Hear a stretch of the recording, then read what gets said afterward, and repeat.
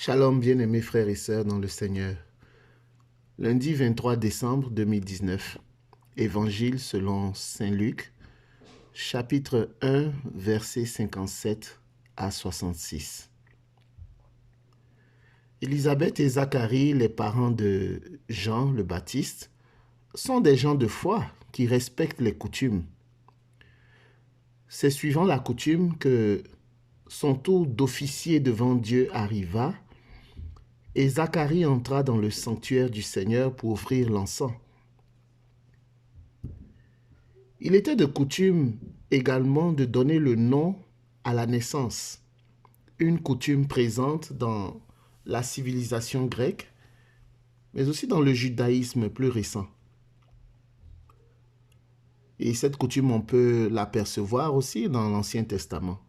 À la demande de l'ange, Élisabeth et Zacharie rompent avec la coutume et appellent leur enfant Jean, qui signifie le Seigneur fait grâce. D'autres exégètes nous apprennent que ce nom signifie don ou faveur de Dieu. Les voisins et les parents disent à Élisabeth, il n'y a personne dans ta parenté qui porte ce nom. Parce qu'on donnait rarement à un enfant le nom de son père, plus souvent celui de son grand-père.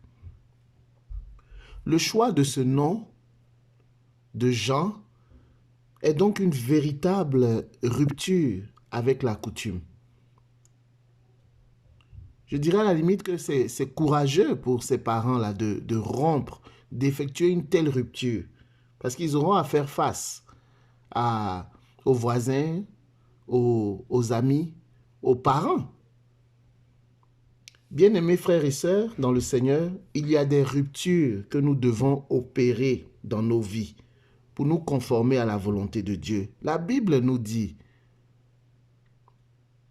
ceux qui sont en Christ sont une nouvelle création ou une nouvelle créature. Les choses anciennes sont passées. Voici, toutes choses sont devenues nouvelles. Il y a des ruptures qui s'imposent. Dès l'instant où nous sommes baptisés, je parle à des baptisés. Je nous parle. Il y a des ruptures que nous devons opérer. Ta parenté t'a peut-être dit d'adorer des os parce que le génie de votre famille s'y trouve. Ou encore, il y a un jour de la semaine, peut-être le jeudi, où on t'enseignait de passer la nuit seul sur ta couche. Que tu sois homme, femme, marié, célibataire, ce jour-là, tu dois rester seul. Tu ne dois pas dormir avec quelqu'un, même pas un frère ou une sœur ou un ami. On a entendu, ce sont des genres de coutumes qui existent. Ou lorsqu'un parent décède, il y a tout un tas de rituels, de coutumes à respecter. Est-ce que ces coutumes favorisent ta communion avec le Christ? Aujourd'hui, demande à l'Esprit Saint de t'inspirer les ruptures que tu dois opérer dans ta vie. Mais permets-moi de te dire tout de même que la parole de Dieu nous exhorte à rompre avec le péché, à rompre avec le monde, à nous garder du monde. Nous sommes dans ce monde, mais nous n'appartenons pas à ce monde. La parole de Dieu nous exhorte à nous garder des antichrists, ceux qui ne reconnaissent pas Jésus-Christ comme Fils de Dieu, Seigneur et Sauveur du monde. À observer les commandements, principalement celui de l'amour, pour marcher dans la lumière et découvrir qu'à nous aussi, comme à Jean, le Seigneur fait grâce. Ces ruptures s'imposent. Ces ruptures s'imposent. Il y a des personnes qui s'adonnent à des formes de syncrétisme spirituel.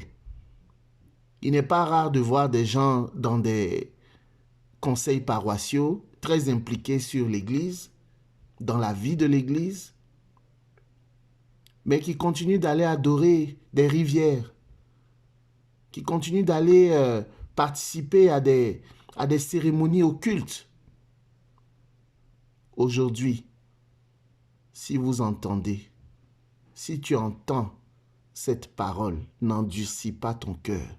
Bien-aimés frères et sœurs dans le Seigneur, le Seigneur désire, la parole de Dieu nous invite à opérer à l'exemple d'Élisabeth et de Zacharie, qui étaient unanimes sur ce choix, inspiré de l'ange Gabriel. La parole de Dieu nous invite, nous aussi, à opérer des ruptures inspirées de Dieu. Que le Seigneur vous bénisse. Amen.